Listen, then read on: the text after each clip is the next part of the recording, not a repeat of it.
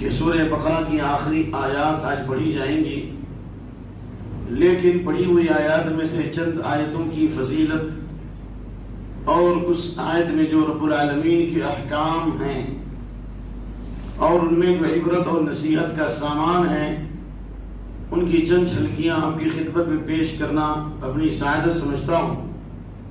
اللہ تعالی ہم سب کی نیتوں میں مکمل اخلاص، ہمارے اعمال میں استقامت اور ہماری زندگی کے تمام کاموں میں صحابہ اور سلف صالحین کا رنگ اور منہج غالب فرمائے۔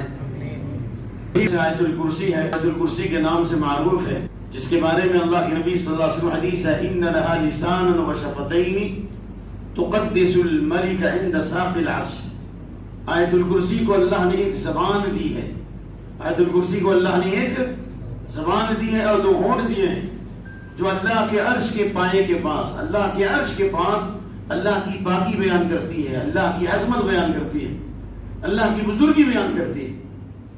جیسا کہ ابی بن کعب والی حدیث میں آپ نے فرمایا ایو آیت اعظم فی کتاب اللہ، قرآن کریم کی سب سے عظیم آیت، سب سے افضل ترین آیت کون سی ہے؟ حضرت ابی بن کعب نے پہلی مرتبہ جواب نہیں دیا، جب دوبارہ آپ نے پوچھا تو کہا آیت الکرسی، یعنی قرآن کریم کی سب سے عظیم آیت آیت الکرسی۔ آپ نے فرمایا یعنی العلم ابا المنذر، اے ابو المنذر تمہارے لیے علم مبارک ہو۔ یعنی حضرت ابی بن کعب نے قرآن کریم کی تمام آیات میں سے توحید کی عظیم ترین آیت آیت الکرسی کا انتخاب کیا۔ نبی صلی اللہ علیہ وسلم کی زندگی میں صحابہ نے اجتہاد کیا۔ یہ اس بات کی دلیل ہے کہ قرآن و سنت کی اگر نص موجود نہ ہو تو قرآن و سنت کی روشنی میں اجتہاد کرنا یہ بھی قرآن اور حدیث کے اصولوں میں داخل ہے۔ آپ صلی اللہ علیہ وسلم نے آیت الکرسی کی فضیلتوں میں سے یہ فضیلت بھی بیان فرمائی ہے کہ جو صبح میں پڑھے گا شام تک ایک فرشتہ اس کی حفاظت کرے گا، اور شام میں پڑھے گا صبح تک ایک فرشتہ حفاظت کرے گا، اور جو سوتے وقت آیت الکرسی پڑھے گا، جیسا کہ ابو ہریرہ رضی اللہ عنہ نے شیطان کو 3 دن تک پکڑا تھا، قیدی بنا لیا تھا، وہ کمبخت شیطان چوری کرنا چاہ رہا تھا لیکن چوری کرنے میں سکسیس نہ ہو سکا کہ وہ اہل توحید کی قوت کے سامنے شیطان چاہے جتنا بڑا بھی ہو شیطانی ہے، پکڑ لیا ابو ہریرہ نے پہلی رات میں، دوسری رات میں، تیسری رات میں بھی، واقعہ مشہور ہے، ہم لوگوں کو پتا ہے۔ تو شیطان نے کہا کہ میں تم کو ایک ایسی بات بتاتا ہوں اذا اویت الى فراشک، جب بستر کے قریب جاؤ تو آیت الکرسی پڑھ لو، فقرہ آیت الکرسی۔ کیوں؟ اس کا فائدہ کیا ہے؟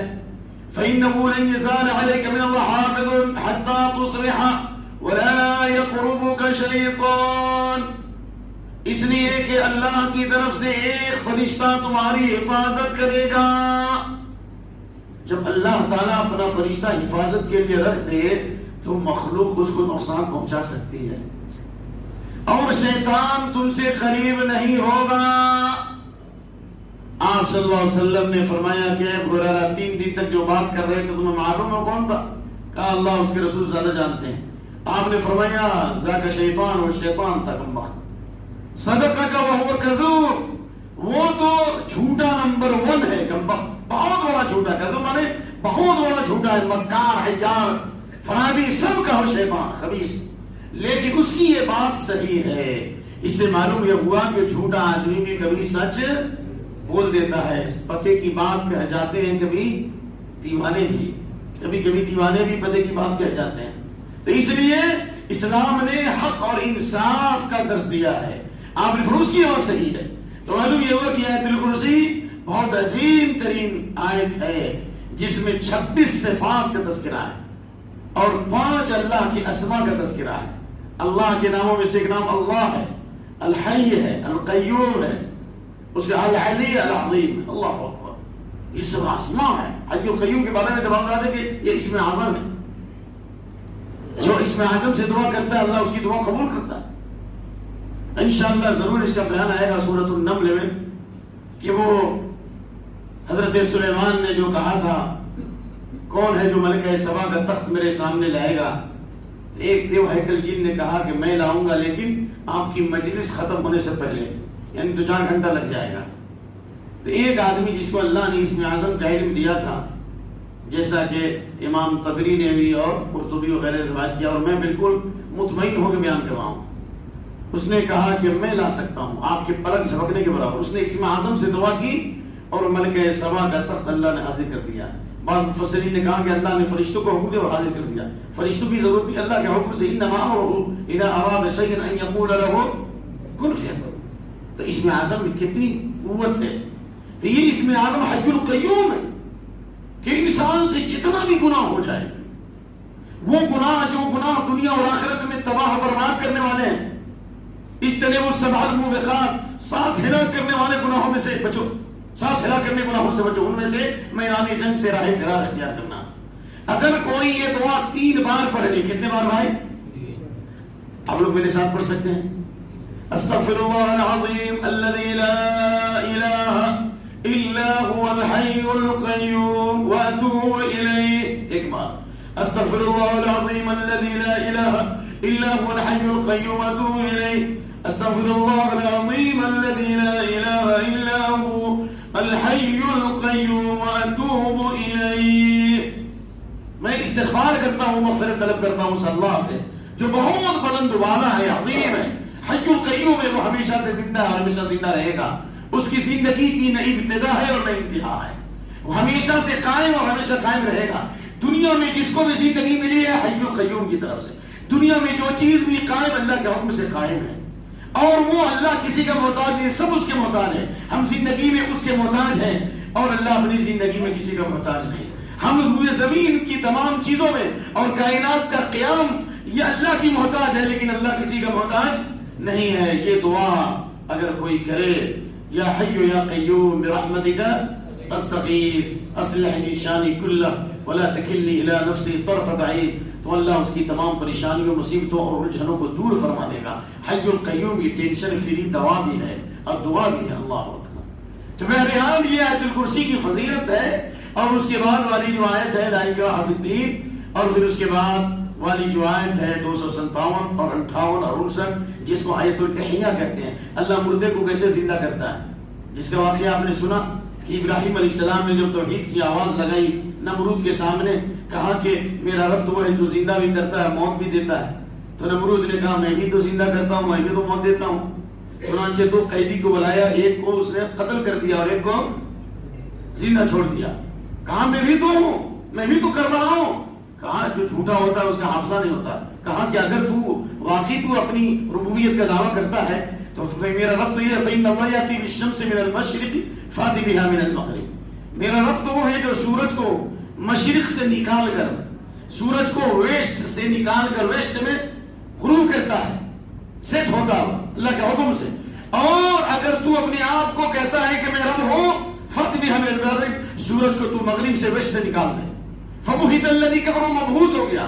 عبد القیوم رحمانی بہت بڑے مفسر اور مقرر اور خطیب گزرے ہیں, وہ ترجمہ کرتے تھے فبہت الذی کفر, نمرود کی پھٹی رہ گئی, یعنی بالکل ہکا بکا رہ گیا. تو یہ وہ آیت الاحیاء ہے.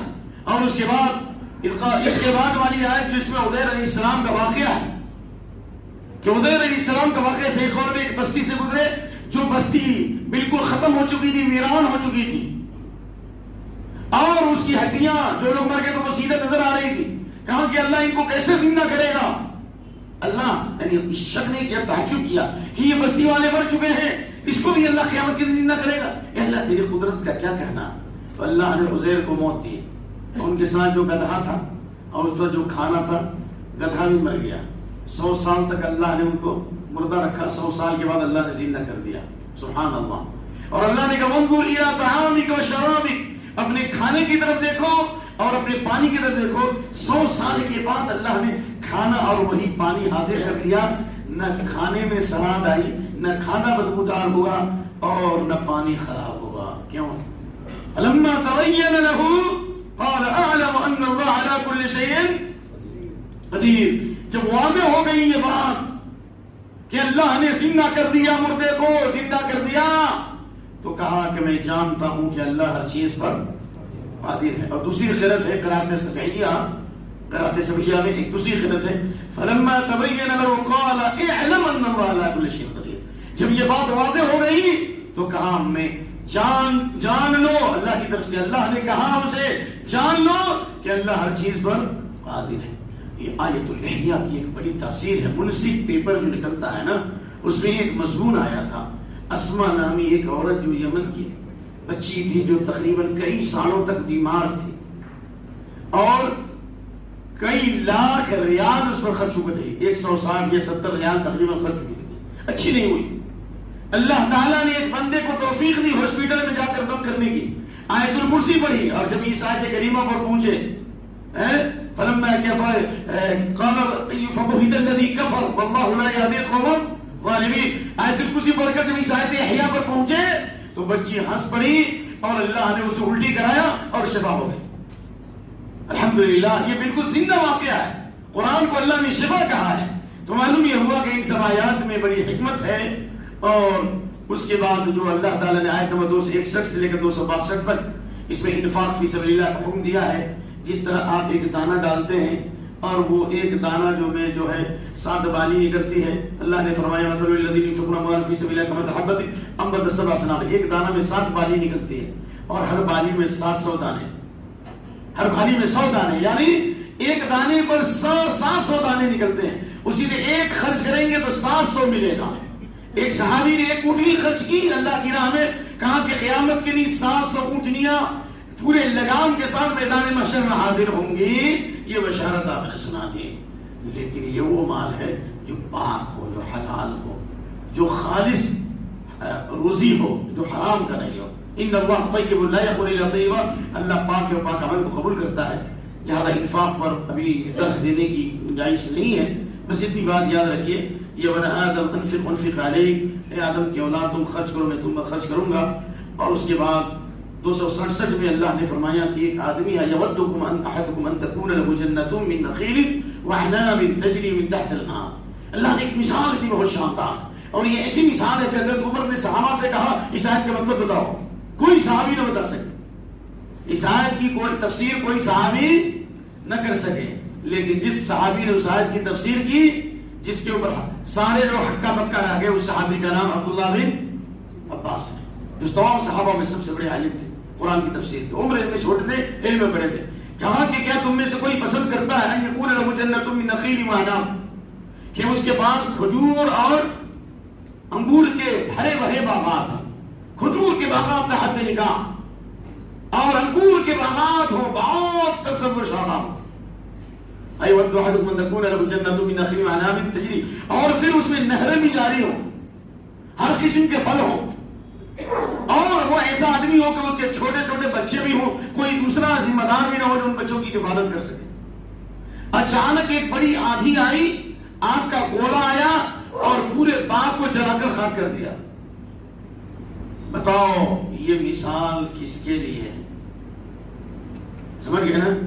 صحابہ سے پوچھا، حضرت عمر نے کہا، صحابہ پوچھا کہ اللہ عالم، میں نہیں جانتا ہوں۔ حضرت عمر رضی اللہ عنہ جو شیلے تھے ان کو بہت غصہ آیا، کہا کہ یہ کہو جان لا علم، یہ کہو کہ تم کو معلوم ہے یا نہیں ہے بتاؤ۔ کہا حضرت ابن عباس نے فرمایا کہ میں اس آیت کی تفسیر بتا سکتا ہوں۔ یہ مثال دی گئی اس آدمی کی جس نے زندگی بھر نیک اعمال کیے اور اس کے سارے اعمال اچھے تھے، لیکن آخری عمر میں کچھ ایسے گناہ اور معصیت اور فسق و فجور کا کام کیا اور ایسے گناہ کا کام کیا کہ پوری زندگی کی نیکی اللہ نے ردی کی ٹوکری میں ڈال دیا، پوری زندگی عبادت بیکار ہو گئی، سارے صدقات خیرات بیکار ہو گئے، سارا باغ بیکار ہو گئے۔ کیونکہ انسان پوری زندگی جنت کا عمل کرتا ہے اور مرنے سے پہلے کچھ ایسے گناہ ہوتے ہیں، اس کی وجہ سے اللہ زندگی کی ساری عبادت کو بیکار کر دیتا ہے، اور اس کی وجہ سے اللہ اس کو جہنم کے راستے میں ڈال دیتا ہے، اور وہ جہنم کا عمل کرتے ہوئے مرتے ہی جہنم میں چلا جاتا ہے۔ تو ہمیں اس بات سے بھی ڈرنا ہے کہ کہیں ہماری نیکیاں ضائع نہ ہو۔ لا تبطلوا صدقاتکم بالمن والعطا، احسان جتا کر یا کسی کو تکلیف دے کر اپنے صدقات کو ضائع مت کرو۔ ابھی جو آیت پڑھی گئی کل، یعنی انسان صدقہ خیرات کر کے میں نے کیا اس طرح کرنے سے کیا ہوتا ہے؟ عمل ضائع ہو جاتے ہیں۔ لہذا اسی پر اکتفا کرتے ہیں کہ آج کا ایک موضوع بہت اہم ہے، اور وہ انشاءاللہ اس کے بعد ہوگا آیت الربا، سود کی جو آیات ہے قرآن کریم کی سب سے آخری آیت ہے، بخاری کی ہے آیات الربا، سود سے متعلق، سود کی قسمیں، سود کے نقصانات، اور سود سے نہ بچا تو اس کا کیا عذاب ہے، سود سے بچیں گے تو اللہ کی طرف سے کیا بشارت ہے۔ تو یہ آیت نمبر 275 سے لے کر 281 تک آیت الدین 282 اور سورہ بقرہ کی آیت 287. یہ 3 جیسی آیات ہیں، تین آیات نہیں، یہ 3 ایسے مقامات ہیں کہ ان کی تشریح ضروری ہے. اور سورہ آل عمران جو پڑھیں گے تو سورہ آل عمران کا خلاصہ انشاءاللہ کل بتائیں گے، وہ انشاءاللہ بہت آسان ہے. تو انشاءاللہ اسی پر اتفاق کرتے ہیں 4 رکعت کے بعد یہ 3 آیتوں کی تفسیر یا 3 مقامات کی تفسیر ضرور سنیں اور اللہ وقت میں برکت دے. سود کی آیات، لین دین کی آیات اور سورہ بقرہ کی آخری آیت کی فضیلت اور اس کے ثمرات اور زندگی پر اس کے نمایاں اور پاکیزہ اثرات. اللہ تعالی ہم تمام لوگوں کو اخلاص کے ساتھ دین سیکھنے، سمجھنے، اس پر عمل کرنے اور اس کی طرف دعوت دینے اور اس راہ میں جو مشکلات پیش آئیں ان پر صبر کرنے کی توفیق عطا فرمائے. اور ہماری ماں اور بہنوں کو اور تمام لوگوں کو ہدایت دیں کہ ہم مسجد کا احترام کریں، اپنے بچوں کو تربیت دیں، لوگوں کو ایذا نہ دیں، کیونکہ آپ نے اس سے پہلے سن لی حدیث نا، ملعون من ضار مؤمن ومکر به، اس پر لعنت کی گئی ہے جو کسی مسلمان کو تکلیف دے. من آذى المسلمین فی طرقهم فقد وجب علیہ لعنتهم، راستہ چلتے ہوئے جو کسی مسلمان کو تکلیف دے اس پر لعنت واجب ہے. تو مسجد میں اگر تکلیف دے تو کتنی لعنت ہوگی. اللہ ہم سب کو ہدایت دے. السلام علیکم ورحمۃ اللہ وبرکاتہ. صدری ویسر لی امری واحلل عقدۃ من لسانی یفقهوا قولی رب زدنی علما. چند اہم اور ضروری اعلانات ہیں اور بعض اہم آیات سے متعلق بہت ہی مختصر بیان ہے. اللہ تعالیٰ ہم تمام لوگوں کے اخلاص کے ساتھ کہنے سننے کی توفیق عطا فرمائے. جیسا کہ پہلے سے ہی یہ اعلان ہو رہا ہے اور بلکہ عمل ہو رہا ہے کہ 5 وقتہ نمازوں میں خواتین کے لیے پردے کے ساتھ آنے اور جانے کا انتظام ہے، جماعت سے نماز پڑھنے کا. اور بالخصوص مغرب کے بعد اور فجر کے بعد درس قرآن اور درس حدیث کا اہتمام ہوتا ہے، جن میں لوگوں کے روزمرہ کے مسائل اور ان کے پیش آمدہ جو حالات ان کو سامنے رکھتے ہوئے سوالات کے جوابات بھی دیے جاتے ہیں. تو خواتین سے بھی گزارش ہے کہ اس سے فائدہ اٹھائیے. نمبر 2، کل جمعہ کا دن ہے. جمعہ کے دن پہلے سے ہی درس نہیں ہوتا، لیکن کل انشاءاللہ تراویح کے بعد یا تراویح سے پہلے میری تو رائے یہ ہے کہ کل تراویح ہو جائے. تراویح کے بعد صرف سوالات کے جوابات دیے جائیں گے، بجائے اس کے کہ ہاتھ پکڑ پکڑ کے سوال کیا جائے، مولانا یہ بتائیں، شیخ یہ بتائیں. تو ابھی سے اعلان کیا جاتا ہے کہ آپ کے جتنے سوالات ہوں مؤذن صاحب کے پاس یا مسجد کے ذمہ داروں کے پاس جمع کر دیں. انشاءاللہ ان سوالات کے جوابات کل تراویح کے بعد دیے جائیں گے انشاءاللہ.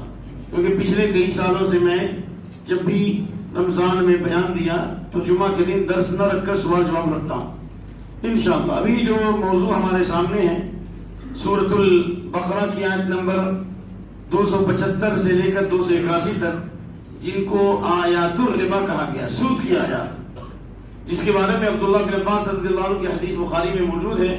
هذه آخر آیت نزلت علی النبی صلی اللہ علیہ وسلم، آیت الربا، سب سے بعد میں جو آیت نازل ہوئی، سب سے آخری میں جو آیت نازل ہوئی نبی صلی اللہ علیہ وسلم پر وہ سود کی آیت. اس لیے اس سے یہ بات واضح ہو گئی کہ سود قیامت تک حرام ہے اور ہر جگہ کے لیے حرام ہے، چاہے مسلم ملک ہو یا کافر ملک. یہ کہنا کہ نہیں مسلم ملکوں میں تو سود حرام ہے، لیکن دار الحرب ہے جہاں کافر ملک ہے وہاں پر سود لینے اور دینے میں کوئی حرج نہیں ہے. بعض ایسے بیمار لوگ اور بعض ایسے گمراہ لوگ جنہوں نے یہ فلسفہ ایجاد کیا اور امت کو گمراہ کر دیا ہے. تو یاد رکھیے یہ سود اجتنبوا السبع الموبقات، 7 ہلاک کرنے والے گناہوں میں سے گناہ ہے. 7 ہلاک کرنے والے گناہوں میں سے گناہ کیا ہے؟ سود کا کھانا. اور سود کا کھانا ہی نہیں بلکہ آپ صلی اللہ علیہ وسلم نے فرمایا لعن اللہ آکل الربا وموکلہ وشاہدہ وکاتبہ، اللہ کی لعنت ہو سود کے کھانے والے پر، کھلانے والے پر، لکھنے والے پر اور گواہی دینے والے پر. لہذا جو وہم سوا اور گناہ میں یہ سب برابر ہیں. لہذا جو لوگ سود کا کاروبار کر رہے ہیں یا لوگوں کو سود پر پیسے دلا رہے ہیں، آپ کی زمین نہیں بک رہی، آپ کا کاروبار نہیں چل رہا ہے، آپ نے سفارش کر کے سود پر پیسے دلائے تو وہ درست نہیں ہے. آپ کے لیے وہ بیچنا یا سود کے ذریعے کوئی کاروبار کرنا یہ حرام. یہاں تک کہ آپ صلی اللہ علیہ وسلم نے جن کافر اور مشرک قوموں سے ایگریمنٹ کیا ان سے یہ معاہدہ رکھا کہ آپ اور ہمارے درمیان صلح رہے گی، ہماری ملت آپ کو امن دے گی اور آپ کی جان مال کی حفاظت کرے گی مسلم ملک میں، لیکن کب تک؟ جب تک سود مت کھاؤ. چنانچہ آپ نے نجران کے عیسائیوں سے ایگریمنٹ کیا ان اکلتم الربا فلا صلح بیننا، ہم آپ کو ہر طرح کا تحفظ دیں گے، سیفٹی دیں گے، لیکن جب تک آپ سود نہ کھائیں، اگر سودی کاروبار کریں گے ہمارا ایگریمنٹ ٹوٹ جائے گا.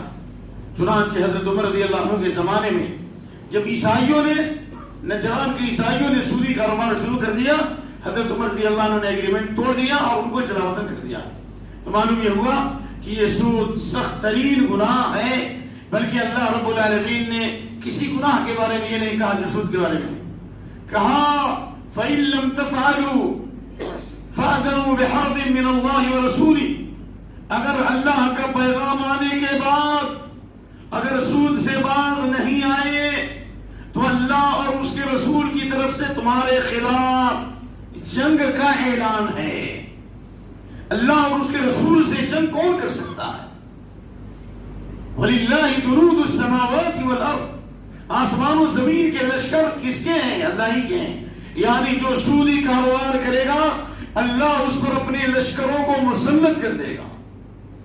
نمبر 2، اللہ رب العالمین نے فرمایا فَمَنْ جَاءَهُ مَوْعِظَةٌ مِّن رَّبِّهِ فَانتَهَىٰ فَلَمَّا سَلَفَ، جب تک سود کھا رہے تھے نہیں معلوم تھا، اگر اللہ کا حکم آ گیا اور اللہ رب العالمین کا آرڈر آ گیا اور باز آ گئے تو جو گزر گیا اللہ ان گناہوں کو معاف کر دے گا.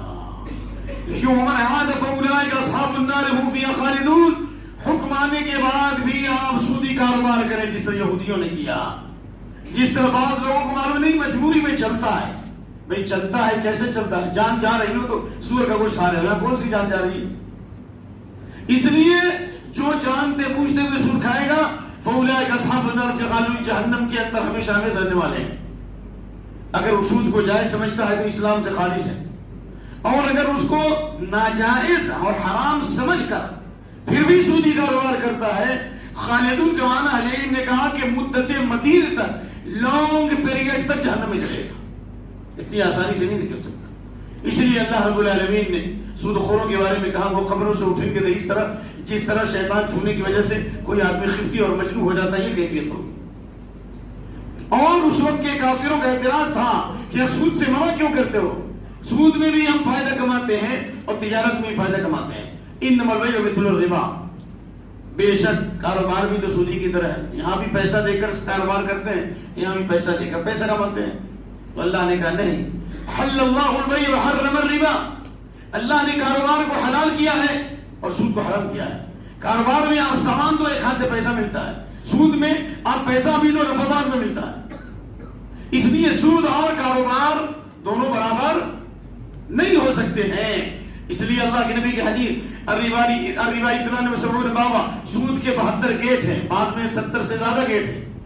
ایسرها مثل ان ينكح الرجل امه، نعوذ باللہ سب سے ادنا سود یہ ہے، سب سے ادنا سود کا گناہ یہ ہے نعوذ باللہ کہ کوئی اپنی ماں سے زنا کرے، نعوذ باللہ ثم نعوذ باللہ. کتنا بڑا گناہ ہے. اللہ کے نبی کی حدیث صلی اللہ علیہ وسلم عبداللہ بن حنظلہ کی ان درہم ربا یاکل الرجل وشد من 36 زنیہ، ایک درہم بھی جو جان بوجھ کے سود کھاتا ہے اللہ کے نزدیک 36 زنا سے بڑا گناہ ہے. 36 زنا، اور ایک زنا کا گناہ یہ ہے اذا زنى العبد خرج من ایمان، ایک زنا کا گناہ یہ کہ انسان جب زنا کرتا ہے ایمان اس کے دل سے نکل جاتا ہے. مشرکین مکہ کی دعا اللہ قبول کر لیا اور کرتا رہا. جب کشتیاں ان کی بھور میں پھنستی تھی اور پانی جہاز ڈوبنے لگتا تھا اللہ کو پکارتے تھے. لیکن زنا خوروں کا، سود خوروں کا، حرام خوروں کا اور زنا کرنے والی عورتوں اور زنا کاروں کی دعا اللہ قبول نہیں کرتا. دلیل صحیح جامع کو حدیث اذا كان نصف الليل، جب آدھی رات ہوتی ہے، نادى منادی، پکارنے والا پکارتا هل من داع فيستجاب له، کہ ہر کوئی پکارنے والا کہ اس کی پکار کو قبول کیا جائے. هل من سائل فيعطى، کہ ہر کوئی اللہ سے مانگنے والا کہ اللہ اس کی جھولی کو بھر دے. هل من مکروب فيكرب عنه، ہر کوئی مصیبت میں مبتلا کہ وہ پکارے اللہ کو اس کی مصیبت دور کر دے. یعنی رات میں جب آنکھ کھلے اور لا الہ الا اللہ لا شریک لہ سبحان اللہ الحمدللہ پڑھ کے دعا کرے تو اللہ قبول کرتا ہے. لیکن الا زانیۃ تسعى بفرجها، لیکن اللہ اس زناکار عورت کی دعا قبول نہیں کرتی جو حرام طریقے سے زنا کرے اور زنا کے ذریعے کمائی یعنی زناکار اس کا پروفیشن ہو، پروفیشنل زناکار ہو، بار بار زنا کرتی ہے، اللہ اس کی دعا اس رات کے آدھے حصے میں بھی قبول نہیں فرماتا، جبکہ اللہ کی رحمت کا اور بخشش کا اعلان ہوتا ہے، یعنی اس کی رمضان کی عبادتیں بھی بیکار ہیں اور اس کے صدقات بھی بیکار ہیں۔ اور اسی طرح سود خوروں کو اللہ ایسا عذاب نازل کرے گا کہ ان کے چہروں اور شکلوں کو بندر اور سور سے بدل دے گا۔ دلیل لَيَبِيتَنَّ النَّاسُ مِنْ أُمَّتِي عَلَىٰ بَشَرٍ وَبَطْنٍ وَلَحْمٍ وَلَحْمٍ فَيُصْبِحُ الْقِرَدَةُ وَالْخَنَازِيرُ بِاسْتِحْلَالِهِمُ الْمَحَارِمَ وَأَكْلِهِمُ الرِّبَا وَلُبْسِهِمُ الْحَرِيرَ۔ میری امت میں سے کچھ لوگ رات گزاریں گے گانے اور باجے اور میوزک کے ساتھ، جب صبح ہوگی تو اللہ تعالیٰ ان کے چہروں اور شکلوں کو بندروں اور سوروں سے بدل دے گا۔ کیا بدلے گا؟ میوزک اور گانا بھی بجائیں گے، باستحلال المحارم، جو چیزیں حرام تھی اس کو حلال سمجھ لیں گے، زنا کو حلال سمجھ لیں گے، سود کو حلال سمجھ لیں گے، فسق و فجور کو حلال سمجھ، شراب کو حلال سمجھ لیں گے، وَأَكْلِهِمُ الرِّبَا، اور اسپیشل ان کے چہروں اور شکلوں کو بندر اور سور سے بدلا جائے گا سود کھانے کی وجہ سے۔ بلکہ بعض روایت میں ہے کہ سود کھانے کی وجہ سے اللہ بندر اور سور سے بھی بدلے گا اور زمین میں دھسا بھی دے گا انہیں۔ ایسے سود خوروں کو، ایسے سنگرز اور گلوکاراؤں کو اللہ زمین میں دھسائے گا، یہ قیامت کی نشانی ہے۔ لہذا جو بھی اب تک اس طرح کے غلط کاروبار میں ہیں وہ توبہ کر لے۔ عالمی پیمانے پر جو اس وقت اقتصادی جو پریشانیاں اس کی بڑی وجہ سودی کاروبار ہے، کیونکہ اللہ فرماتا ہے یمحق اللہ الربا ویربی الصدقات، اللہ سود کو مٹاتا ہے اور صدقات کو بڑھاتا ہے۔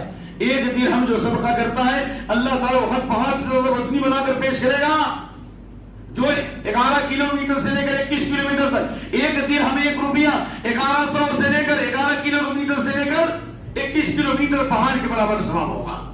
لیکن جو سودی کاروبار کرتا ہے اللہ اس کو دنیا میں بھی مٹا دے گا۔ سود کے ذریعے جو دولت کمائی گئی وہ کبھی باقی نہیں رہتی۔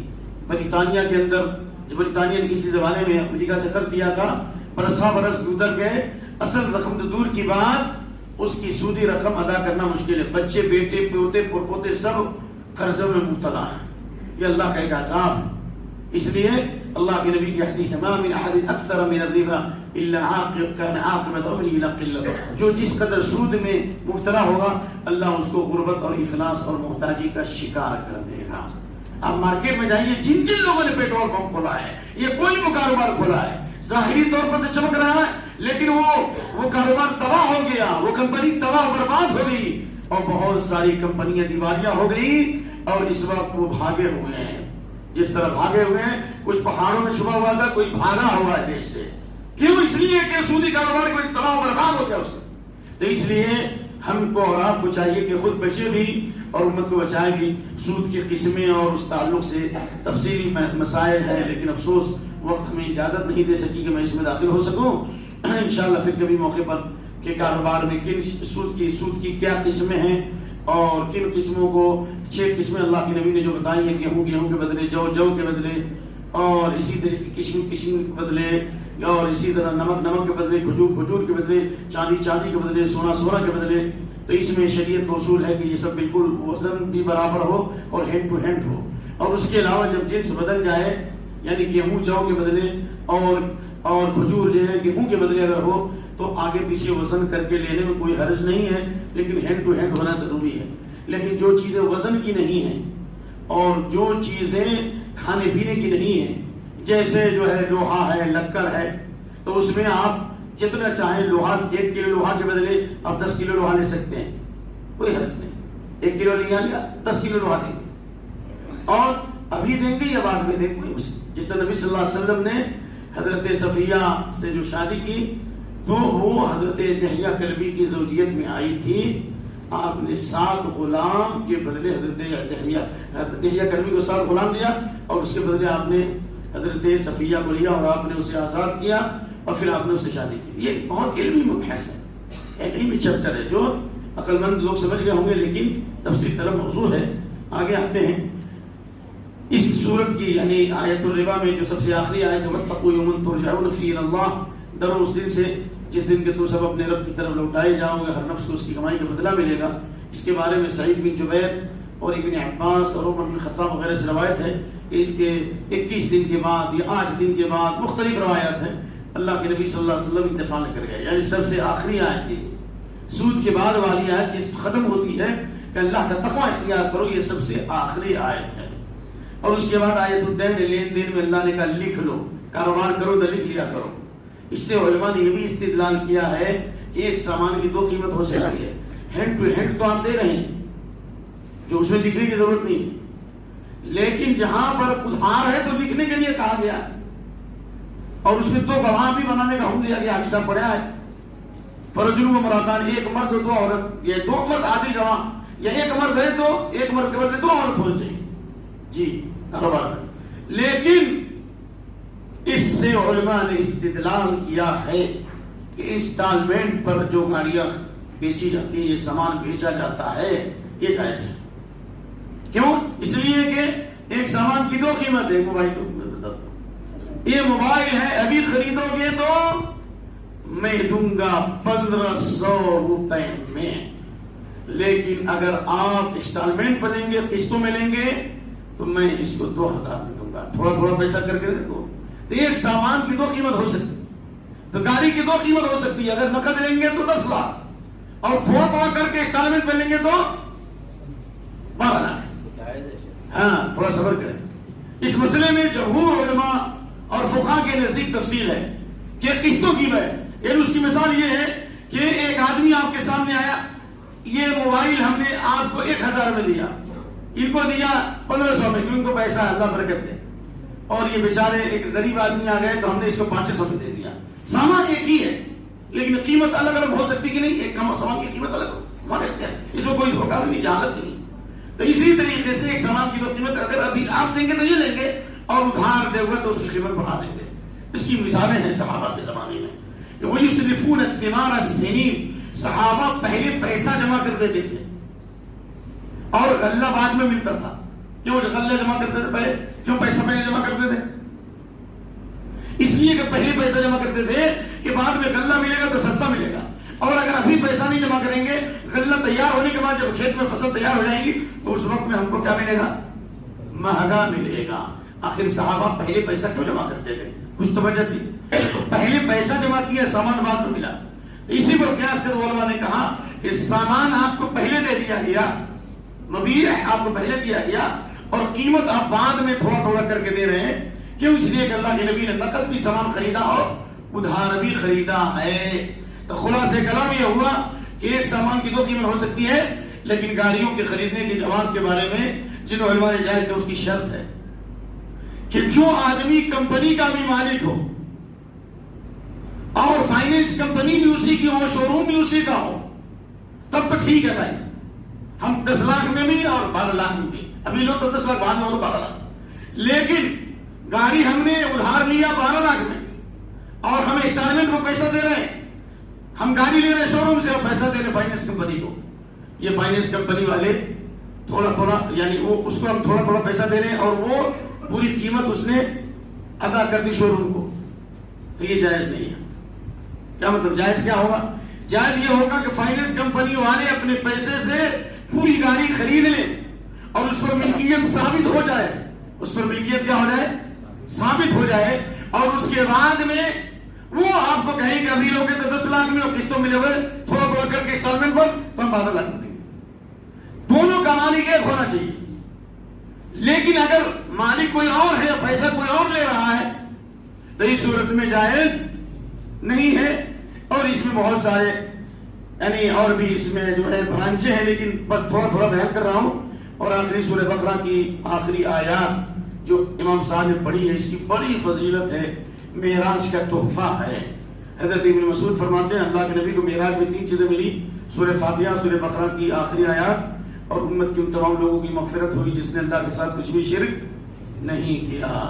اور ابن حاتم کی روایت ہے کہ اللہ کے نبی نے فرمایا ان اللہ کتب کتابا قبل ان يخلق السماوات والارض، آسمان و زمین کی پیدائش سے 2000 سال پہلے اللہ تعالیٰ نے ایک کتاب لکھی اور اس میں سے 2 آیتیں نازل کی جن پر سورہ بقرہ ختم ہوئی.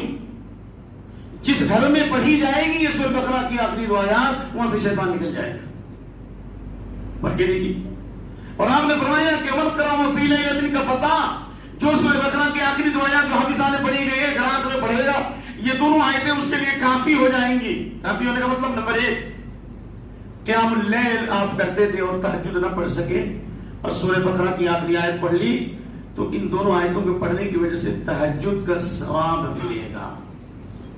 سبحان اللہ۔ نمبر 2 یہ دونوں آیتیں کافی ہو جائیں گی، ساری مخلوق کی برائی سے اللہ کافی کر دے گا، شیطانی مخلوق اور انسانی مخلوق کی برائی سے کافی کر دے گا۔ نمبر 3 صبح کی دعا اور شام کی دعائیں آپ نہیں پڑھ سکے لیکن سورہ بقرہ کی آخری دو آیتیں پڑھ لی تو اللہ تعالیٰ ان دونوں آیتوں کو کیا کر دے گا، آپ کی تمام دعاؤں کی طرف سے اللہ کافی بنا دے گا۔ ان دونوں آیتوں کی وجہ سے اللہ تعالیٰ آپ کو تمام دعاؤں کا ثواب دے گا۔ نمبر 4 یہ جو دعا کی گئی ربنا ولا تحملنا ما لا طاقت لنا به، اللہ ہم کو ہماری طاقت سے زیادہ تکلیف نہ دے، ہماری قدرت سے زیادہ۔ جب بندہ نے یہ دعا کی اللہ نے کہا میں نے بندے کی دعا قبول کر لی۔ واعف عنا، اللہ ہمیں معاف کر دے، اللہ نے کہا میں نے اپنے بندے کو معاف کر دیا۔ سبحان اللہ۔ اور جب بندے نے کہا واغفر لنا، ہمارے گناہوں کی مغفرت فرما، اللہ نے کہا غفرت لعبدی، میں نے اپنے بندے کو کی مغفرت کر دی۔ جب بندے کا ورحمنا، اللہ ہم پر رحم کر، اللہ نے فرمایا میں نے اپنے بندے پر کیا کیا، رحم کیا۔ کتنی بڑی دعا ہے۔ انت مولانا، تو ہمارا کارساز ہے، فانصرنا علی القوم الکافرین، کافر قوم کے خلاف ہماری مدد فرما۔ اللہ تعالیٰ ضرور کافر قوم کے خلاف مدد کرے گا اگر ہم ایمان ہو۔ لیکن 2 منٹ اور لیں گے۔ معافی میں اور مغفرت میں اور رحمت میں کیا فرق ہے؟ ایسی بات ہے، معافی معاف کر دے، مغفرت اور رحمت۔ معافی کا معنی ہوا کہ اللہ ہمارے گناہوں کو مٹا دے، ہمارے گناہوں کو مٹا دے، اور مغفرت کا معنی ہوا دنیا میں بھی ہمارے عیب پہ پردہ ڈال دے اور آخرت میں بھی ہمارے عیب پہ پردہ ڈال دے۔ اور رحمت کا مطلب ہوا کہ اللہ ہمارے گناہوں کو مٹا بھی دے اور ہمارے گناہوں کو چھپا بھی دے، اور اللہ اپنی رحمت کے سائے میں دنیا میں بھی جگہ دے اور آخرت میں بھی۔ دنیا میں بھی اپنی حفاظت فرما، اپنی نصرت فرما، دشمنوں کے شر و فتنے سے بچا، اور اپنے رحمت اور اپنے فضل سے ہمیں جنت میں داخل فرما۔ کتنی عظیم آیت ہے، تو ہم لوگ پڑھیں گے انشاءاللہ۔ سبحانک اللہم وبحمدک واشہد ان لا الہ الا انت، بس ٹائم بھی کافی ہو جاتا ہے اور مسائل اتنے بکھرے ہیں، احکامات، تو اس لیے کچھ بولنا پڑتا ہے، تو آپ لوگوں کو یقیناً تکلیف ہو رہی ہے، لیکن تھوڑی سی تکلیف کی وجہ سے اگر ہمیشہ ہمیں اس کا آپ کو حرام مل جائے اور ایمان میں اضافہ اور علم میں اضافہ ہو تو یہ تکلیف برداشت کر لیجئے۔ اللہ تعالیٰ آپ پر اپنی رحمتوں کی بارش برسائے، ہمارے اوپر مغفرت کی بارش برسائے، ہمارے دلوں میں بارش برسائے، اور اللہ ہم سب کے کاروبار میں برکت دے۔ جو قرض دار اللہ ان کے قرضوں کو ادا کرا، جو مصیبت مبتلا ان کی مصیبت کو دور کر، جن کے بیوی بچے نافرمان ان کو فرما بردار بنا دے۔ یا اللہ جو لا ولد ہے اللہ ان کو اولاد عطا فرما، اور اللہ نے جس طرح ہمیں جمع فرمایا جنت میں ہم سب کو جمع فرما۔ انشاءاللہ کل درس نہیں ہے، کل ریسٹ ہے، لیکن ریسٹ کے باوجود بھی ٹیسٹ ہے۔ وہ یہ ہے کہ بیان تو نہیں ہوگا لیکن تراویح کے بعد جو ہے سوالات جوابات ہوں گے، اور اللہ کی ذات سے امید ہے کہ بہت فائدہ ہوگا، آپ اندازہ کریں گے انشاءاللہ۔ تو آپ حضرات جو ہے سوالات لکھ کر کے مدیر صاحب کے پاس جمع کریں، اور خاص طور وہ سوالات جن کا جاننا ہمارے ضروری ہے۔ جزاکم اللہ خیر، اللہ حافظ کو بھی جزا خیر دے اور ان کی نماز کو قبول فرمائے۔